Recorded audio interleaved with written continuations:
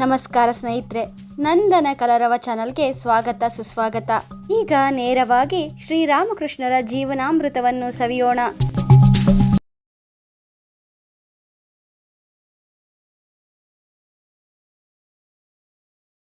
ಶ್ರೀರಾಮಕೃಷ್ಣರು ಆಧ್ಯಾತ್ಮಿಕ ಜಗತ್ತಿನಲ್ಲಿ ತಮ್ಮನ್ನು ತಾವು ಸಂಪೂರ್ಣ ಮೈಮರೆತಿದ್ದರೆ, ಅತ್ತ ಜಯರಾಮ ಭಾಟಿಯಲ್ಲಿ ಶ್ರೀರಾಮಕೃಷ್ಣರಿಗೆ ಸಂಪೂರ್ಣ ಹುಚ್ಚು ಹಿಡಿದಿದೆ ಎಂದು ಪ್ರಚುರವಾಗಿ ಬಿಟ್ಟಿತ್ತು. ಶಾರದಾ ದೇವಿಯವರು ಪತಿಯನ್ನು ಕಣ್ಣಾರೆ ಕಾಣುವ ಉದ್ದೇಶದಿಂದ ದಕ್ಷಿಣೇಶ್ವರಕ್ಕೆ ಧಾವಿಸಿದರು. ಆಗ ಅವರಿಗೆ ವಯಸ್ಸು 18 ವರ್ಷ. ಶ್ರೀರಾಮಕೃಷ್ಣರು ಪತ್ನಿಯನ್ನು ಅತ್ಯಾಧಾರಗಳಿಂದ ಬರಮಾಡಿಕೊಂಡರು. ಈಗ ತಮ್ಮನ್ನು ಅತ್ಯಂತ ಪ್ರೀತಿಯಿಂದ ನೋಡಿಕೊಂಡ ಪತಿದೇವರನ್ನು ಕಂಡಾಗ ಶಾರದಾ ದೇವಿಯವರ ಮನಸ್ಸಿನ ಆತಂಕ ಮಾಯವಾಗಿ ಶಾಂತಿ ಸಂತೋಷ ತುಂಬಿತು. ಶ್ರೀರಾಮಕೃಷ್ಣರು ಒಬ್ಬ ಆದರ್ಶ ಪತಿಯಂತೆ ತಮ್ಮ ಸರಳ ಸ್ವಭಾವದ ಪತ್ನಿಗೆ ಹಲವಾರು ವಿಷಯಗಳಲ್ಲಿ ಶಿಕ್ಷಣ ನೀಡಲಾರಂಭಿಸಿದರು. ಪ್ರಿಯ ಮಿತ್ರರೇ, ಲೋಕ ಕಲ್ಯಾಣಾರ್ಥವಾಗಿ ಭಗವಂತ ಜನ್ಮ ತಾಳಿದರೆ ಜೊತೆಯಲ್ಲೇ ಭವತರಣಿಯೂ ಕೂಡ ಜನ್ಮ ತಳೆದು ತನ್ನದೇ ರೀತಿಯಲ್ಲಿ ನೆರವಾಗುತ್ತಾಳೆ. ಶ್ರೀರಾಮಚಂದ್ರನ ಪ್ರಾಣಕಾಂತೆ ಸೀತಾದೇವಿಯಂತೆ, ಶಿವನಿಗೆ ಜೊತೆಯಾಗಿ ಶಕ್ತಿ ಇರುವಂತೆ. ಶ್ರೀರಾಮಕೃಷ್ಣರು ಮತ್ತು ಶಾರದಾ ದೇವಿಯರದು ಒಬ್ಬ ತಂದೆ ಮಗಳ ಸಂಬಂಧ. ಅಲ್ಲಿ ಕೇವಲ ತಮ್ಮನ್ನು ತಾವು ಅರಿಯುವ ಪಥದಲ್ಲಿ ಒಬ್ಬರಿಗೊಬ್ಬರು ನೆರವಾಗುವ ಆಪ್ತಸಖರು. ಒಮ್ಮೆ ತಮ್ಮ ಪತ್ನಿಯ ಮನೋಭಾವವನ್ನು ತಿಳಿಯಲು ಶ್ರೀರಾಮಕೃಷ್ಣರು, ನೀನು ಇಲ್ಲಿಗೆ ಬಂದಿದ್ದೀಯಲ್ಲ, ನನ್ನನ್ನು ಪ್ರಪಂಚಕ್ಕೆ ಎಳೆಯಬೇಕು ಅಂತಲೇ? ಪರಮ ಪವಿತ್ರ ಹೃದಯದ ಶಾರದಾ ದೇವಿಯವರು, ಇಲ್ಲ, ನಾನೇಕೆ ನಿಮ್ಮನ್ನು ಪ್ರಪಂಚಕ್ಕೆ ಎಳೆಯಲಿ? ನಾನು ಬಂದಿರುವುದು ನಿಮ್ಮ ಆಧ್ಯಾತ್ಮಿಕ ಜೀವನದಲ್ಲಿ ನೆರವಾಗುವುದಕ್ಕೆ ಎಂದರಂತೆ. ಇನ್ನೊಂದು ದಿನ ಪತಿಯ ಕಾಲು ತುತ್ತ ಕುಳಿತಿದ್ದ ಆತ್ಮೀಯ ಗಳಿಗೆಯಲ್ಲಿ ಶಾರದಾ ದೇವಿಯವರು ತಮ್ಮ ಪತಿಯನ್ನು ಕೇಳುತ್ತಾರೆ, ನೀವು ನನ್ನನ್ನು ಯಾವ ದೃಷ್ಟಿಯಿಂದ ಕಾಣುತ್ತೀರಿ?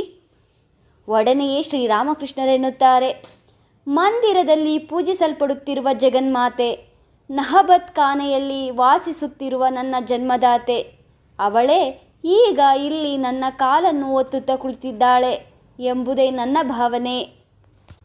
ಮತ್ತೊಂದು ದಿನ ತಮ್ಮ ಪಕ್ಕದಲ್ಲಿ ಮಲಗಿರುವ ಪತ್ನಿಯನ್ನು ಕಂಡು ತಮ್ಮಲ್ಲಿಯೇ ವಿವೇಚಿಸುತ್ತಾ ತಮ್ಮ ಮನಸ್ಸಿಗೆ ಹೇಳುತ್ತಾರೆ, ಓ ಮನಸ್ಸೇ, ಹೆಣ್ಣಿನ ದೇಹವೆನ್ನುವುದು ಇದಕ್ಕೆ.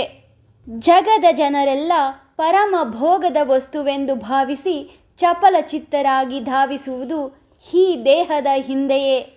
ಆದರೆ ಇದನ್ನು ಅಂಗೀಕರಿಸಿದರೆ ದೇಹ ಬುದ್ಧಿಯ ಬಲೆಯಲ್ಲಿ ನಿಬದ್ಧವಾಗಿರಬೇಕಾಗುತ್ತದೆ.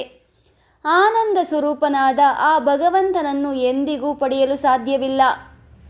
ಈಗ ನೀ ಹೇಳುವ ಮನಸ್ಸೇ, ವಂಚಕನಾಗಬೇಡ, ಒಳಗೊಂದೆಣಿಸಿ ಹೊರಗಿನ್ನೊಂದೆಣಬೇಡ.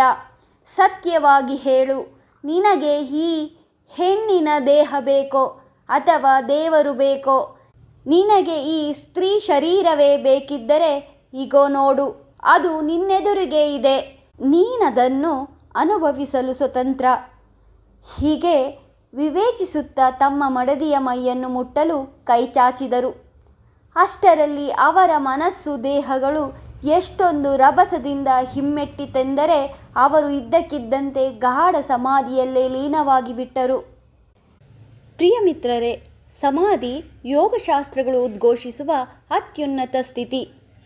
ಸಮಾಧಿ ಎಂಬ ಪದವು ಸಮ ಮತ್ತು ಧಿ ಎಂಬ 2 ಪದಗಳಿಂದ ಬಂದಿದೆ. ಸಮ ಎಂದರೆ ಸಮಚಿತ್ತತೆ ಮತ್ತು ಧಿ ಎಂದರೆ ಬುದ್ಧಿ.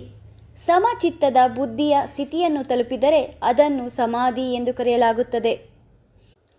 ಇನ್ನು ಸರಳವಾಗಿ ಹೇಳಬೇಕೆಂದರೆ, ನಮಗೆ ಒಂದು ವಸ್ತು ಅಥವಾ ವಿಚಾರದ ಬಗ್ಗೆ ಆಕರ್ಷಿತರಾದರೆ ಅದರ ಬೆನ್ನು ಹತ್ತುತ್ತೇವೆ. ಅದೇ ರೀತಿ ಒಂದು ವಿಚಾರದ ಬಗ್ಗೆ ನಮಗೆ ಜಿಗುಪ್ಸೆ ಉಂಟಾದರೆ ಅದಕ್ಕೆ ಬೆನ್ನು ತೋರಿಸುತ್ತೇವೆ.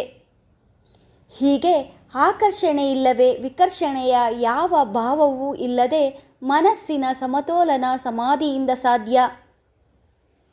ಇದು ನಿರಂತರ ಅಭ್ಯಾಸ, ಕಠಿಣ ಪರಿಶ್ರಮ ಮತ್ತು ಸೂಕ್ತ ಗುರುವಿನ ಮಾರ್ಗದರ್ಶನದಿಂದ ಮಾತ್ರ ಸಾಧ್ಯ. ಮುಂದೆ ಶ್ರೀರಾಮಕೃಷ್ಣರು ಫಲಹಾರಿಣಿ ಕಾಳಿ ಪೂಜೆಯ ದಿನ ಪೀಠದಲ್ಲಿ ಶಾರದಾ ದೇವಿಯವರನ್ನೇ ಕೂರಿಸಿ ಜಗನ್ಮಾತೆಯನ್ನು ಆವಾಹನೆ ಮಾಡಿ ವಿಧಿಯುಕ್ತವಾಗಿ ಪೂಜೆ ಮಾಡಿದರು.